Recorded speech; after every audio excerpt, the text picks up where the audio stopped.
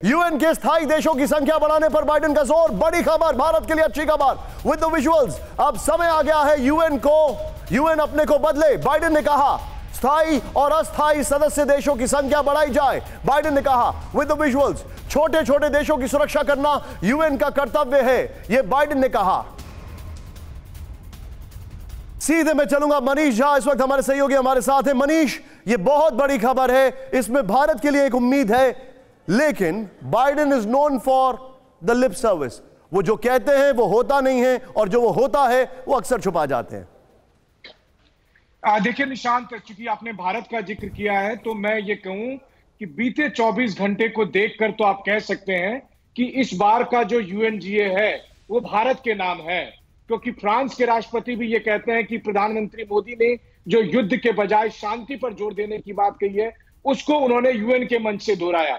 और आज भी प्रेसिडेंट बाइडेन जब अपना स्पीच अभी अभी उन्होंने खत्म किया है तो उसमें भी उन्होंने ये कहा कि अमेरिका क्वाड के तहत भारत जैसे देशों के साथ मिलकर आगे बढ़ रहा है। तो भारत की दूसरे देशों के राष्ट्रपति अपने भाषण में चर्चा कर रहे हैं, भारत के प्रधानमंत्री की चर्चा कर रहे हैं, ये तो हुई भारत की बात। लेकिन अगर हम अपने दर्शकों को ये बताना चाहें कि आज का दिन वाकई में बहुत बड़ा दिन है, बेहद जलजले वाला दिन, क्योंकि सुबह में रूस के राष्ट्रपति पुतिन एक पार्शियल मिलिट्री लॉबिंग की बात करते हैं कि हम यहां पर लोग इकट्ठा करेंगे। वहीं दूसरी तरफ प्रेसिडेंट बाइडेन लगभग 12 से 15 मिनट तक रूस को और प्रेसिडेंट पुतिन को निशाने पर लेकर हमलावर होते हैं। देखिए आज उन्होंने क्या कहा। आज उन्होंने कहा कि सिर्फ एक आदमी के सनकपन की वजह से पूरी दुनिया युद्ध को झेल रही है। एक ऐसा देश जो यूएन का परमानेंट मेंबर है वो अपने पड़ोसी देश पर उसने अटैक कर रखा है, उसकी संप्रभुता को खत्म करना चाह रहा है, और हम ये ऐसा नहीं होने देंगे। तीसरी बात उन्होंने कही कि हम सब मिलकर काम करेंगे और उसके लिए यूएन में मनीष आप जो बता रहे हैं मनीष, बहुत बहुत शुक्रिया हमारे साथ जुड़ने के लिए। बाइडेन ने पुतिन के ऊपर रिएक्ट किया है, और पुतिन के ऊपर रिएक्ट करने की उनको जो जरूरत पड़ी उसके पीछे बहुत सारे फैक्ट्स हैं। सबसे बड़ा सवाल यह है कि क्या करेंगे पुतिन अब यूक्रेन के साथ, क्या करेंगे पुतिन अब पश्चिमी देशों के साथ।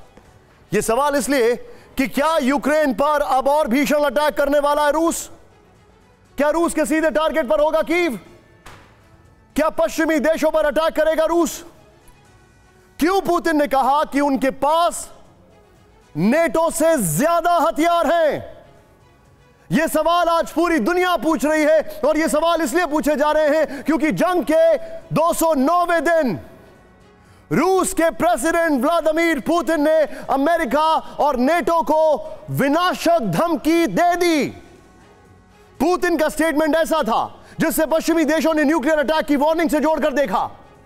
ऐसे में पुतिन पर पलटवार जोरदार हुआ है। इसीलिए फिक्र करना अब जरूरी है, क्योंकि इसके बाद पूरा विश्व एक तरीके से न्यूक्लियर थ्रेट के साए में है।